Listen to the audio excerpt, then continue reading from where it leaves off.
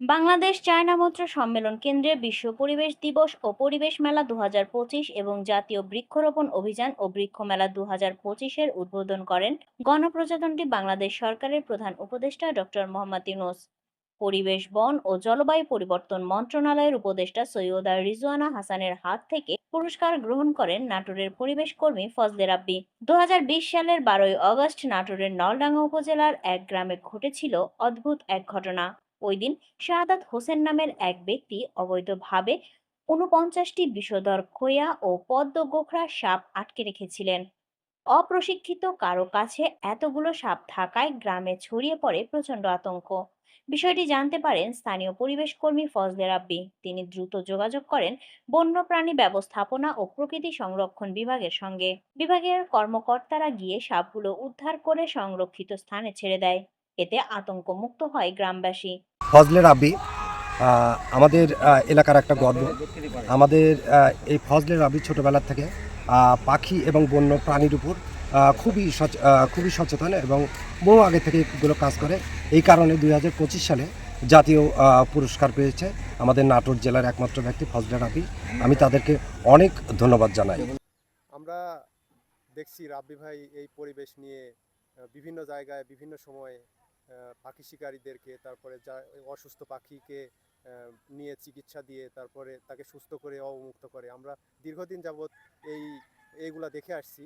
আমরা এগুলা দেখে অনুপ্রাণিত হই যে আসলে তার মতো যদি সবাই আমরা এই পরিবেশ নিয়ে কাজ করি তাহলে আমাদের এই পরিবেশের ভারসাম্যটা আরও ভালোভাবে বজায় থাকবে বলে আমি মনে করি। এই একটি ঘটনা নয়, ফজলে রাব্বি ও তাদের সংগঠন সবুজ বাংলার কর্মকাণ্ডে প্রাণ ফিরে পেয়েছে বহু বন্যপ্রাণী। শিকারীদের কবল থেকে তিনি উদ্ধার করেছেন 9,000-এরও বেশি বিভিন্ন প্রজাতির পাখি, 5টি হনুমান, 82টি সাপ, একটি শকুন, 5টি বেজি, একটি মেছো বেড়াল, 18টি বন বিড়াল, একটি নেপালি ঈগল, 5টি দেশি ঈগল, 28টি কাছিম ও 2টি ময়ূর। এছাড়াও উদ্ধার করেছেন বন্যপ্রাণী শিকারীর 350টি ফাঁদ ও জাল। পাখিকে সংরক্ষণ করত এবং পাখিকে না মারার জন্য বিভিন্নভাবে নিরুৎসাহিত করত মানুষকে, এবং পর্যায়ক্রমে সে একাধিকবার বিভিন্নভাবে এই পশু পাখি সংরক্ষণের সাথে ওতপ্রোতভাবে জড়িত আমরা দেখেছি। তার ফলস্বরূপ এখন সে 2025 সালে বাংলাদেশের জাতীয় পুরস্কার পেয়েছেন বন ও পরিবেশ এবং পাখি সংরক্ষণের অধিদপ্তর থেকে। আমরা আন্তরিকভাবে তাকে মোবারকবাদ জানাই এবং দোয়া করি সে যেন আরও উচ্চ শিখরে পৌঁছতে পারে এবং বাংলাদেশের পাখি এবং বন সংরক্ষণ এবং পরিবেশ সংরক্ষণের জন্য সে যেন আরও উচ্চ থেকে উচ্চতর এবং সুন্দর থেকে আরও সুন্দরতম কাজ করে যেতে পারে, আমরা এই আশাবাদ ব্যক্ত করছি।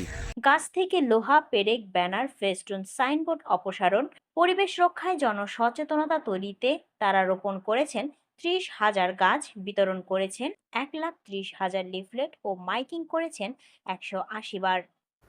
রাব্বি ভাই আমাদের নাটোরের সন্তান।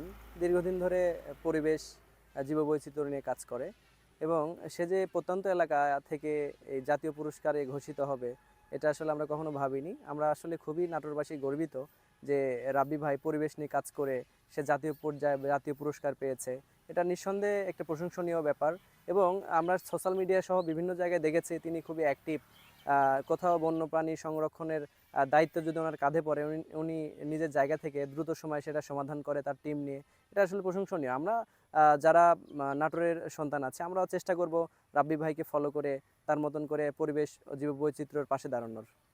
নাটোরের নলডাঙ্গা উপজেলার মাধবনগর হাজীপাড়ার বাসিন্দা ফজলে রাব্বির বয়স 32 বছর। ছাত্রজীবন থেকেই তিনি পরিবেশ ও বন্যপ্রাণী রক্ষায় কাজ করে আসছেন। বর্তমানে তিনি বাংলাদেশ জীববৈচিত্র্য সংরক্ষণ ফেডারেশনের প্রচার সম্পাদক। জানেন যে নাটোরের নলডাঙ্গার সবুজ বাংলা নামে একটি সংগঠন রয়েছে যারা পরিবেশ, বন্যপ্রাণী, জীববৈচিত্র্য নিয়ে কাজ করে। তাদের অবদান, পরিবেশে তাদের অবদান অবশ্যই আমরা স্বীকার করি এবং ধন্যবাদ জানাই, কৃতজ্ঞতা জানাই। তাদের এই কাজকে আমরা প্রশংসা করি। পরিবেশ ও বন্যপ্রাণী সংরক্ষণে বিশেষ অবদানের জন্য তাকে 2025 সালে বন্যপ্রাণী সংরক্ষণে জাতীয় পুরস্কার দেওয়া হয়েছে। গত 25শে জুন ঢাকায় বিশ্ব পরিবেশ দিবস ও পরিবেশ মেলা উপলক্ষে আয়োজিত অনুষ্ঠানে পরিবেশ, বন ও জলবায়ু পরিবর্তন মন্ত্রণালয়ের উপদেষ্টা সৈয়দা রিজওয়ানা হাসান তার হাতে পুরস্কার তুলে দেন।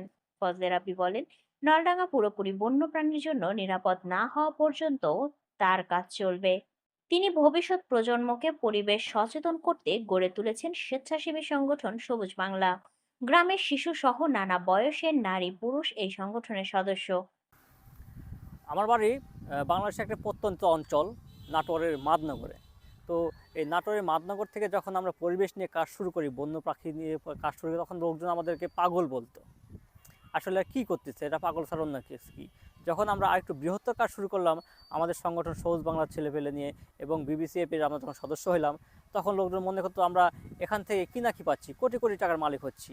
লোকদের ভ্রান্ত ধারণা, এইসব তাদের ভ্রান্ত ধারণা থেকে রুখতে আমরা সংগঠন করি এবং সংগঠন যারা সদস্য আছে তাদেরকে নিয়ে আমরা মাঠ পর্যায়ে কাজ করি এবং রাত দিন 24 ঘন্টা যেখানে আমরা খবর পাই যে কোনো বন্যপ্রাণী অসুস্থ হয়েছে, কোনো পাখি বিপদে পড়ছে, কোনো সেখানে শিকার করা হচ্ছে, তখন আমি এবং আমাদের সংগঠন ছেলেপেলেরা এবং সংঘ সদস্যরা এবং স্থানীয় প্রশাসনকে খবর দিয়ে আমরা সেখানে ঝাঁপিয়ে পড়ি এবং আমরা সেখান থেকে সেই প্রাণীগুলো উদ্ধার করি। সেখান থেকে প্রাণীগুলো উদ্ধার করে বন বিভাগের মাধ্যমে, রাজশাহী বন্যপ্রাণীর প্রকৃতি সংরক্ষণের মাধ্যমে আমরা সেটাকে চিকিৎসা করা হয় এবং সেখান থেকেই চিকিৎসার পর সেই পাখিগুলোকে অবমুক্ত করা হয় এবং বন্যপ্রাণীকে প্রকৃতিতে ছেড়ে দেওয়া হয়। তো এখান থেকে যে একটি প্রত্যন্ত এলাকা থেকে এইভাবে 2011 সাল থেকে যে কাজ করে আসা হচ্ছে পরিবেশ, প্রকৃতি, বন্যপ্রাণী সংরক্ষণে, তো এই বিষয়টা বাংলাদেশ সরকারের নজরে আসে। বাংলাদেশ সরকারের নজরে আসার পর তারা পুঙ্খানুপুঙ্খানুভাবে তদন্ত করে আমাদেরকে বন্যপ্রাণী সংরক্ষণের জাতীয় পুরস্কার 2025-এ ঘোষিত করে। তো এই পুরস্কার পেয়ে আমি এবং আমাদের সংগঠনের সবাই এবং নাটোরবাসী সবাই অনেক গর্বিত এবং সবাই আনন্দিত এবং এই পুরস্কারের মাধ্যমে আমাদের নাটোর এবং আমার তথা মাদনগর সহ সকলের একটি দিক নির্দেশনা পাওয়া গেছে। আসলে স্বেচ্ছায় কাজ করলে, ভালো কাজ করলে এগিয়ে যাওয়া যায়, সম্মান পাওয়া যায়। আমি মনে করি আমাদের মতো যারা স্বেচ্ছায় কাজ করে তাদের পাশে সবাইকে এগিয়ে আসা উচিত এবং অনেক পিতামাতাকে বলতে চাই সবাইকে তাদের ছেলে মেয়েদের যেন স্বেচ্ছায় কাজ করার মন মানসিকতা গড়ে তুলতে হয়। হালতি বিল সহ আশেপাশের যে কোনো জায়গায় বন্যপ্রাণী বিপদে পড়লেই সঙ্গে সঙ্গে খবর পান সংগঠনের সদস্যরা, ছুটে যান ঘটনাস্থলে। অনেকেই বলেন এই সম্মাননা দেশের বন্যপ্রাণী সংরক্ষণ, গবেষণা ও পরিবেশ শিক্ষায় জনগণের সচেতনতা ও সম্পৃক্ততা বাড়াবে, পাশাপাশি পরিবেশ বান্ধব উদ্যোগকে অনুপ্রেরণা যোগাবে এবং ভবিষ্যৎ প্রজন্মকে এই কাজে উৎসাহিত করবে।